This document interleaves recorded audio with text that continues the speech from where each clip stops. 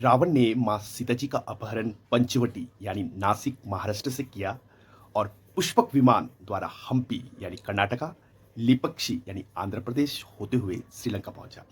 आश्चर्य होता है जब हम आधुनिक तकनीक से देखते हैं कि नासिक, हम्पी, लिपक्षी, श्रीलंका बिल्कुल एक सीधी लाइन में है, अर्थात ये पंचवटी से श्रीलंका जाने का सबसे छोटा रास्ता है।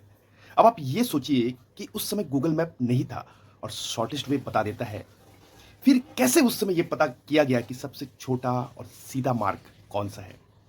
या अगर भारत विरोधियों की अहम संतुष्टि के लिए मान भी ले कि चलो रामायण केवल एक महाकाव्य है जो वाल्मीकि ने लिखा, तो फिर ये बताओ कि उस जमाने में भी गूगल मैप नहीं था, तो रामायण लिखने वाले वाल्मीकि को कैसे पता लगा कि पंचवटी से श्रीलंका का सीधा छोटा रास्ता कौन सा है?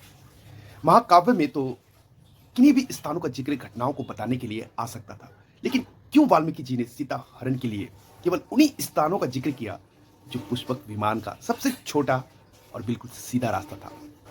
ये ठीक वैसे हो कि आज से 500 साल पहले गोस्वामी तुलसी जी को कैसे पता कि पृथ्वी की सूर्य की दूरी क्या है?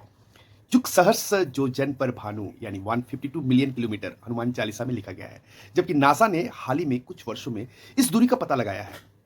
अब आगे देखिए, पंचवटी वो स्थान है जहां प्रभु श्री राम, माता जानकी और भ्राता लक्ष्मण वनवास के समय रह रहे थे। यही सुपर्णखा आई और रामायण से विवाह करने के लिए उपद्रव करने लगी।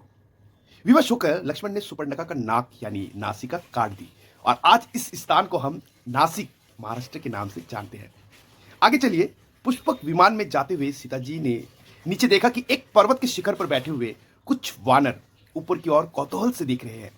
तो सीता ने अपने वस्त्र के कार फाड़कर उसमें अपनी कंगन बांधकर नीचे फेंक दिए ताकि राम को उन्हें ढूंढने में सहायता प्राप्त हो सके। जिस स्थान पर सीता जी ने उन वानरों को ये आभूषण फेंके, वो स्थान था ऋष्यमुख पर्वत, जो आज के हम्पी कर्नाटका में स्थित है। इसके बाद वृद्ध गिद्धराज जटायु ने रोते हुए सीता जी को देखा देखा कि कोई राक्षस किसी स्त्री को बलात् अपने विमान में लेके जा रहा है।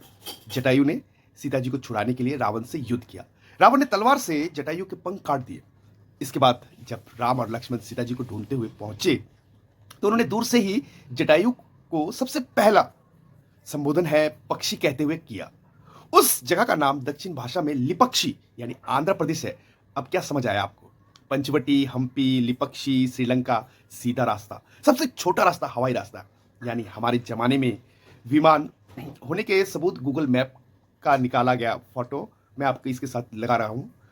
अपने ज्ञान विज्ञान संस्कृति को भूल चुके भारत बंधुओं, रामायण कोई मैथोलॉजी नहीं है, ये महर्षि वाल्मीकि द्वारा लिखा गया सत्य इतिहास है जिसके समस्त वैज्ञानिक प्रमाण आज उपलब्ध है। यही है हमारी महान संस्कृति का ज्ञान।